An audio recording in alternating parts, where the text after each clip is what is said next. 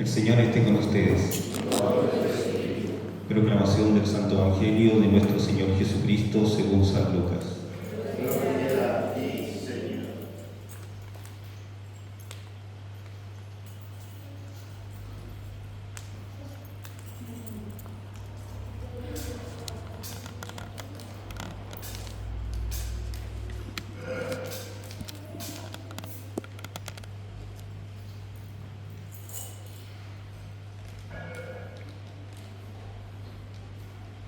En aquel tiempo Jesús, lleno del Espíritu Santo, volvió del Jordán y el Espíritu lo fue llevando durante 40 días por el desierto mientras era tentado por el diablo. En todos aquellos días estuvo sin comer y al final sintió hambre. Entonces el diablo le dijo: si eres hijo de Dios, di a esta piedra que se convierta en pan. Jesús le contestó: está escrito, no solo de pan vive el hombre. Después, llevándole a lo alto, el diablo le mostró en un instante todos los reinos del mundo y le dijo: te daré el poder y la gloria de todo eso, porque a mí me ha sido dado, y yo lo doy a quien quiero. Si tú te arrodillas delante de mí, todo será tuyo. Respondiendo Jesús le dijo: está escrito, al Señor tu Dios adorarás y a Él solo darás culto. Entonces lo llevó a Jerusalén y lo puso en el alero del templo y le dijo: si eres hijo de Dios, tírate de aquí abajo, porque está escrito, ha dado órdenes a sus ángeles acerca de ti para que te cuiden. Y también te sostendrán en sus manos para que tu pie no tropiece contra ninguna piedra. Respondiendo Jesús le dijo: está escrito, no tentarás al Señor tu Dios. Acabado toda tentación, el demonio se marchó hasta otra ocasión. Palabra del Señor.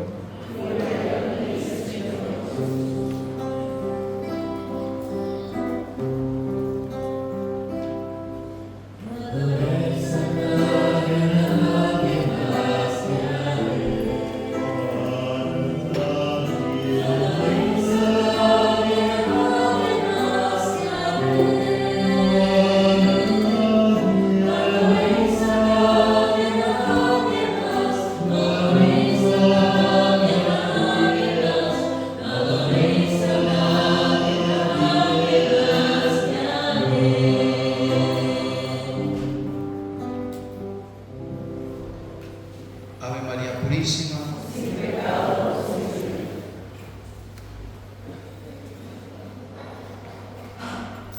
Queridos hermanos, hemos iniciado el tiempo de la Cuaresma el miércoles anterior. Ya avanzamos unos pocos días en el caminar hacia la pasión de nuestro Señor, la preparación de la pasión de Jesús, a la cual todos estamos invitados a participar desde nuestra libertad, porque el Señor es un Dios amoroso, un Dios que nos invita, pero que no se nos impone. Entonces estamos preparándonos en la Cuaresma para morir con el Señor. Esa es la finalidad: preparar nuestra alma, preparar nuestro espíritu, prepararnos a nosotros en todo lo que somos, cuerpo, alma y espíritu, para morir a este mundo y resucitar para Cristo. Es la finalidad de esta Cuaresma y de la preparación. Entendamos que no es simplemente los 40 días que el Señor estuvo en el desierto, sino que ya venía enseñándonos Dios a través del pueblo de Israel ¿qué es la Cuaresma? Cuaresma viene de 40 días, pero el pueblo de Israel no vivió 40 días en el desierto, sino que vivió 40 años en el desierto, con la finalidad de prepararse, de aceptar los mandamientos divinos, de hacer la voluntad de Dios, de buscar amar a Dios sobre todas las cosas, renunciando a todos los ídolos que se habían conformado, para llevarles a la tierra que emana leche y miel, a la tierra prometida. Entonces, 40 años de penitencia, de sacrificio, de hacer la voluntad de Dios, de caídas y levantadas del pueblo de Israel, pero que lograron llegar al pueblo, allá a la tierra prometida.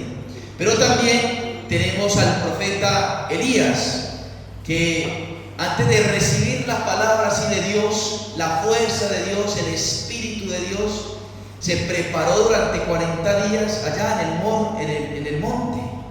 Y entonces hubo una preparación de penitencia, de oración profunda, de contemplación, de tratar de escuchar a Dios en el silencio y en esa brisa suave que vino a acariciar sus mejillas y que ahí encontró la palabra de Dios. 40 días de encuentro con Dios. Y es precisamente aquello que vivió el profeta último del pueblo de Israel, que es Juan Bautista. Se entregó al desierto, a la soledad del desierto, a las penurias del desierto, al frío del desierto y al calor del desierto, preparándose para poder ser aquel que iba a preparar el camino del Mesías, el Señor, aquel que iba a venir a rescatar nuestra vida de la muerte. Y entonces la iglesia, viendo ese simbolismo en el Antiguo Testamento y viendo esa enseñanza, entonces, inspirada por el Espíritu Santo, la fue llevando a conformar 40 días para nosotros, porque si la cabeza vivió 40 días de preparación, entonces el cuerpo también tiene que vivir 40 días de preparación para vivir la pasión del Señor. Entonces son 40 días, un poquito más los lunes, martes y miércoles y jueves santo. Son 40 días, 40 y tantos, donde nosotros estamos llamados, invitados, exhortados a que podamos vivir aquello que vivió el Señor. Profunda oración, grande oración. El evangelista Lucas nos dice que Jesús estaba lleno del Espíritu Santo y por el Espíritu Santo él regresa a Galilea y es conducido por el Espíritu para ser tentado en el desierto. Ustedes ven y contemplan en los evangelios que Jesús estaba en permanente oración con el Padre, estaba permanentemente en oración con el Señor, porque lo único que le importaba a Jesús era esa comunión con Dios. Y en esa comunión con Dios podía encontrar la razón de su ser, la razón de su vida, la razón de su existencia aquí en la tierra, donarse por nosotros, entregarse por nosotros, sacrificarse por nosotros. Y entonces nosotros debemos también, en esa preparación de la Cuaresma, entender que es necesario y radicalmente necesario la oración. Sin oración no hay salvación. El Señor ora durante 40 días y durante toda su vida, no porque lo necesite, sino para darnos ejemplo a nosotros. No porque en Él haya que practicar la virtud para no caer en la tentación después, porque es imposible que Cristo pecase. Cristo es impecable, es decir, para Él es imposible pecar. Entonces, el Señor lo hace para darnos ejemplo y para que con su oración, nuestra oración tenga la fuerza y la eficacia y entonces podamos nosotros vencer las tentaciones. Entonces es una invitación a orar, a tener momentos de oración, a encontrarnos con el Señor, a aumentar la oración. Es un tiempo de más. El tiempo de Cuaresma podemos llamarlo el tiempo de más oración, de más penitencia, de más ayuno, de más búsqueda de Dios, de más entrega la voluntad de Dios, así como lo hizo el pueblo de Israel, así como lo hizo Elías, así como lo hizo Juan Bautista, como lo hace el Señor y ahora como nos toca a nosotros. El Señor es la cabeza del cuerpo y Él nos transmite el Espíritu Santo, así como dice el Antiguo Testamento, que así como el ungüento, el aceite con el que fue ungido Aarón descendió sobre su cabeza, bajaron por sus barbas, y así lo entiende y lo interpreta la iglesia, el magisterio, de que ese ungüento es símbolo de que Cristo unge a la iglesia y que todos los méritos de Cristo son para la iglesia, nosotros somos miembros de la iglesia por el bautismo, y entonces todo lo que el Señor realizó es nuestro. Todos los méritos de Cristo son míos, porque Él lo ha querido así. Entonces, si yo quiero recibir las gracias, los méritos y toda la eficacia del sacrificio de Cristo, tengo que adentrarme en la gracia de Dios a la oración. Sin oración no hay salvación. Entonces, como primer instante, la oración como lo más importante en este tiempo de Cuaresma. Usted entonces debe decir, o ya debe tener clarísimo en su itinerario o en su disciplina cotidiana, cuáles son los momentos de oración. Ya usted dice, a las 9 de la mañana yo tengo media hora de silencio y me encierro en mi pieza y ahí nadie me molesta y yo leo la palabra de Dios, y así todos los días de la Cuaresma. O usted dice, no, en la mañana no me da, pero sí en la noche. Entonces en la noche usted saca esa media hora. Es más, les voy a poner una penitencia de consejo, no de penitencia, sino manera de consejo, que es la mejor de las penitencias. Si usted no va a misa diaria, propóngase ir a misa diaria. ¿Será una penitencia descabezada? No, todos los santos la vivieron. Y qué bueno entonces como penitencia usted decir, durante este tiempo de Cuaresma voy a ir a la Eucaristía, no solamente los domingos, sino alimentarme de Cristo, de estar en oración con Cristo, de alimentarme de la palabra de Dios con Cristo en la Santa Eucaristía, en el Santo Sacrificio. Padre, es que no puedo todos los días, pero por lo menos usted se propone venir más a la Eucaristía, de venir a recibir ese regalo de Cristo, para que usted vaya conformando su corazón al de Cristo y vaya teniendo los sentimientos de Cristo.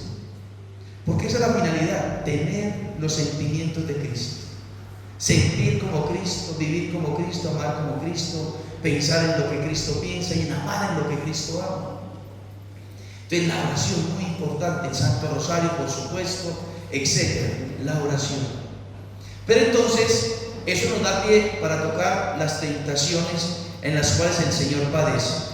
Primero, admirémonos profundamente del sacrificio de Cristo, porque Cristo siendo santo, Cristo siendo Dios, Cristo siendo el Hijo de Dios,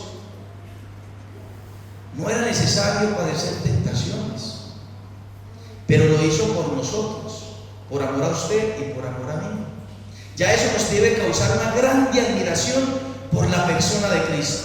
Nos debe conmover nuestro corazón, porque el enfrentamiento que nosotros deberíamos de haber tenido directamente con Satanás lo tuvo Cristo para que yo no lo tuviera. Seguimos en el combate, pero no en la manera que Cristo. Entonces Cristo sufrió, padeció la tentación, no por Él, sino por nosotros. Él, venciendo las tentaciones, nos da la fuerza y la gracia a nosotros para vencerlas. Y entonces esa es la gran admiración. Él es nuestro ejemplo, Él es nuestra cabeza y nosotros somos sus discípulos. Y como discípulos de Cristo, entonces imitamos aquello que el Señor nos enseña en este pasaje de la Escritura. Primero, el Señor es tentado con el hambre. Dice el evangelista que el Señor ayunó 40 días y que esos últimos días le empezó una hambre así tremenda. ¿Usted ha experimentado el hambre? ¿Cierto que sí? Cuando no ha podido comer durante un largo tiempo y usted experimenta esa hambre, imagínese en eso 40 días sin comer, 40 días, y cómo se intensificó esa hambre. Y entonces el Señor tenía el poder de convertir lo que sea, una piedra, una planta, en un alimento, pero es la tentación que el enemigo le pone al Señor. Y entonces le dice, si tú eres Dios, o sea, lo pone a prueba, lo tienta al Señor. Si tú eres Dios, demuéstralo, convierte esta piedra en pan. Y entonces el Señor, lleno del Espíritu Santo, porque está en oración, porque está en comunión con Dios y porque para Cristo lo primero es el Padre. Entonces Él le dice: el hombre no vive solamente de pan, no solamente de pan vive el hombre. Y San Mateo nos complementa: sino de toda palabra que sale de la boca de Dios. Entonces, entendámoslo. El Señor siente hambre, pudiese comer, y es importante comer. Pero ¿cuál es la voluntad del Padre? No comer en ese instante, hay que terminar el ayuno de 40 días. Así lo determinó el Padre. Y el Señor, obediente, aunque tiene hambre y aunque pudiese comer, el Señor no hace su voluntad, sino que dice: no solamente de pan vive el hombre, sino de la voluntad de Dios, de toda palabra que sale de Dios, porque la palabra de Dios es la verdad. El Evangelio es la verdad. El Evangelio es nuestra felicidad. El Evangelio es nuestra salvación. El Evangelio es lo mejor que nos pudo dar el Padre para poder nosotros conseguir el cielo. Y entonces el Señor nos está diciendo que aunque aquí hay muchas cosas buenas, Dios, la palabra de Dios, la voluntad de Dios tiene que tener preeminencia sobre todas las cosas. Sobre todas las cosas. Ahora bien, tenemos que decir: yo he vivido los 40 años, los 30 años, los de más edad, 50 años, han vivido con esta idea, con esta verdad, en que todo es lo más importante, la voluntad de Dios. Lo fundamental es la voluntad de Dios. Es más, todos los papás se le enseñaron a sus hijos, porque miren, los papás le dicen a los hijos, y así lo recibí yo: usted es importante que estudie para que sea alguien en la vida. Es muy importante que estudie para que usted sea alguien en la vida. Es muy importante que usted se vaya preparando, y le dicen a las jovencitas y a los jóvenes, que usted se vaya preparando para que conforme un hogar y usted se pueda casar. Es muy importante que usted aprenda cosas en la vida para que sepa trabajar, para que se gane la vida, para que no dependa de nadie, para que usted pueda tener sus cosas, tenga una casa, tenga aquello, saque la universidad, haga una carrera. Y eso son cosas muy buenas, pero cuán poco hemos enseñado que Dios es lo primordial y lo esencial en la vida. Porque usted podrá alcanzar un buen abogado, pero condenado se perdió todo. Usted puede alcanzar un hombre o una mujer casada con un lindo matrimonio, pero condenados no sirvió de nada. Usted puede alcanzar un muy buen futbolista, pero condenado no sirvió de nada. Entonces lo que nos está diciendo el Señor es: ante las cosas buenas, lo primordial es Dios. El trabajo es importante, la familia es importante, tener una esposa, un esposo es importante, tener amigos es importante. Pero lo más importante es usted preocuparse por su santidad y por su salvación. No solamente de trabajo vive el hombre, no solamente de estudio vive el hombre, no solamente de afecto y cariño de una persona vive el hombre, sino de toda palabra que sale de la boca de Dios. Del corazón de Cristo es que vivimos.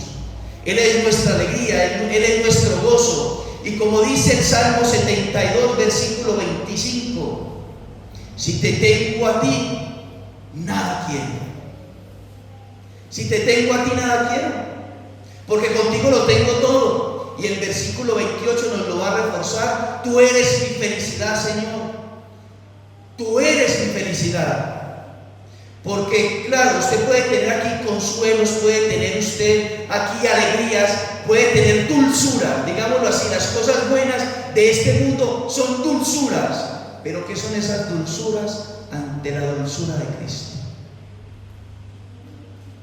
Cristo es nuestra dulzura eterna. Cristo es nuestra dulzura sobrenatural. Cristo es nuestra dulzura. Él es lo esencial. Él es lo primordial. Él es preeminente en mi vida. Pero tenemos que llevarlo, no solamente tenerlo en el pensamiento, sino llevarlo a la práctica y vivir de tal manera, vivir en esa coherencia, porque usted y yo sabemos cuán difícil es. Salimos del templo y ya se nos olvida que estamos en tiempo de Cuaresma. Nos vamos para la casa, empezamos a trabajar y se nos olvidó que estamos en tiempo de hacer penitencia, de ayuno, de oración. Se nos olvida a Dios permanentemente. No logramos permanecer con el pensamiento y con los sentimientos unidos a Dios, de tal manera que por eso es importante la oración, porque le tenemos que suplicar, implorar y exhortar a Dios que nos dé esa gracia, que nos dé la gracia de poder estar en ese silencio interior para que Él pueda ser lo más importante en mi vida, lo más importante. Y en ese camino o en esa línea va la segunda respuesta de Cristo a la segunda tentación. Porque el demonio le dice: si tú te postras delante de mí, todo eso te pertenecerá. O sea, todos los reinos del mundo son míos. Y si tú te postras y me adoras, yo te lo doy todo. Cristo ha venido a ser rey, pero el Satanás le está queriendo hacer rey, o quiere que Cristo sea rey a la manera de Satanás. Y entonces le está llevando a alcanzar un fin sin importar los medios. Y entonces ahí viene el hilo, ¿no? A ver, los medios que yo uso, ¿qué finalidad tienen? Cristo quiere ser rey, pero los medios son de acuerdo a la voluntad de Dios. Nosotros queremos llegar al cielo, pero ¿cuáles son los medios que estamos utilizando para llegar al cielo?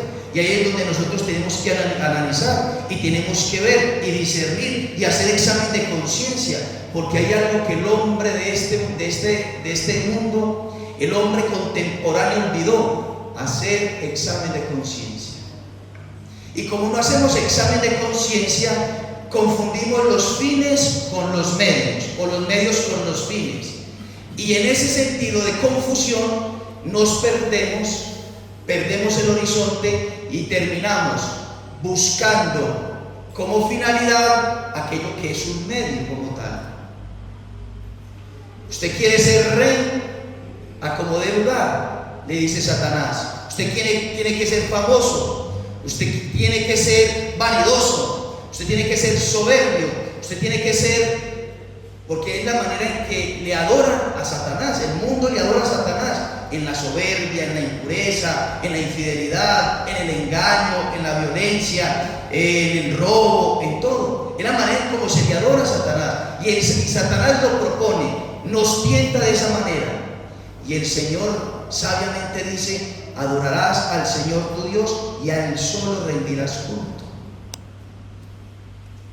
Entonces nosotros queremos nuestra finalidad. ¿Cuál es nuestra finalidad? La felicidad eterna. Todos buscamos la felicidad eterna.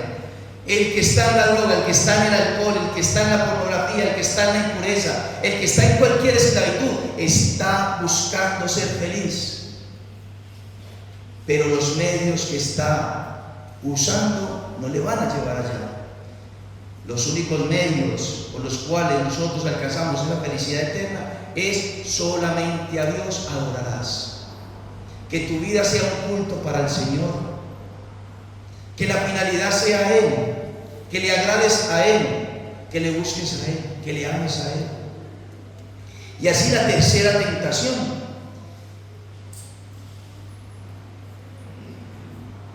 Jesús le dice Satanás: si tú eres el Hijo de Dios, tírate de aquí abajo, porque está escrito. Él dará órdenes a sus ángeles para que ellos te cuiden. Que el Satanás le está tentando con la palabra de Dios. Y entonces, como de cierta manera, diciéndole al Señor: usted haga eso, que mire que la palabra de Dios asegura, el Antiguo Testamento asegura que Él que vendrá en tu auxilio, te rescatará y no impedirá que nada te pase, nada malo te pase. Y entonces, como decir, ¿usted lo cree?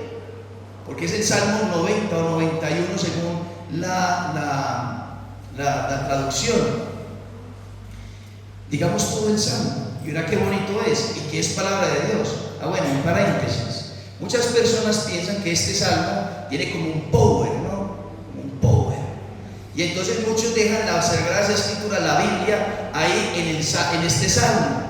Y como que ahí en esa hoja sale un power para que las vibras malas, para que las malas energías, para que el mal de ojo no entre a la casa. No, esta es palabra de Dios. Y si usted lo cree y lo vive así, va a tener ese poder. Pero usted tiene que creerlo, no simplemente con superstición tener la palabra de Dios ahí en esa hoja. Cierro paréntesis. Dice: tú que vives al amparo del Altísimo y resides a la sombra del Todopoderoso, di al Señor: mi refugio y mi baluarte, mi Dios en quien confío. No te alcanzará ningún mal, ninguna plaga se acercará a tu carpa, porque Él te encomendó a sus ángeles, ha puesto a todos los ejércitos celestiales bajo tu servicio, para que cuiden en todos tus caminos. Ellos te llevarán en sus manos, para que no tropieces contra ninguna piedra. Caminarás sobre leones y víboras, pisotearás cachorros de león y serpientes. Él se entregó a mí, por eso yo lo libraré, lo protegeré, porque conoce mi nombre. Me invocará y yo le responderé. Qué es algo tan bonito y tan diciente. Pero Satanás nos tienta con esto, nos tienta con la palabra de Dios. Y no pues que usted es su hijo y usted porque está sufriendo. Y entonces usted empieza a decirle a Dios y empieza a tentar a Dios. Por eso el Señor dice: no tentarás al Señor tu Dios. Porque el demonio te está diciendo que tientes a Dios. Señor, yo soy tu hijo, no permitas que me pase esto. Señor, ¿cómo es posible que los niños de este mundo sufran? Si usted existe verdaderamente, haz que la enfermedad y la pobreza se acaben en los niños. Y es tentar a Dios, que es algo satánico. Es algo satánico. Esta tentación es satánica, directamente de Satanás. Cuando usted tiene en su pensamiento quererle exigir a Dios que obre de tal manera para mostrar su poder, para mostrar su compañía, para demostrar su existencia, usted está tentando a Dios y está siendo instrumento de Satanás. En cambio, Cristo, la respuesta de Cristo es distinta. Él es mi Padre. Estoy padeciendo estas tentaciones. Él es mi Padre. Él me acompaña. Él está conmigo. Lo primero es su voluntad. Yo confío en Él. Yo me entrego a Él. Yo me abandono en Él. Yo soy dócil a su palabra. Yo soy dócil a su bondad. Yo soy dócil a la voluntad de Él como se me presenta. Mire que Jesús es un niño. Y es un niño que fue llevado como corderito. Por eso el Apocalipsis y la tradición de la iglesia es un corderito, es un corderito. Un corderito es un bebé. Y Él fue llevado al matadero, sin poner rebeldías, sin poner excusas, sin alzar la voz, sin hablar, sin quejarse, sin decir por qué me pasa esto, por qué Dios quiere esto, por qué me sucede a mí esto. No. Pero nosotros nos comportamos como niños en los brazos de un padre o de una madre, pero con la rebeldía. Ustedes han visto cuando se le carga a un niño y quiere hacer su voluntad y empieza a manotear a la mamá o empieza a estrujar a la mamá y al papá y empieza a mover los pies porque quiere hacer su voluntad. Está en los brazos del padre, está en los brazos de la madre, pero quiere hacer su voluntad.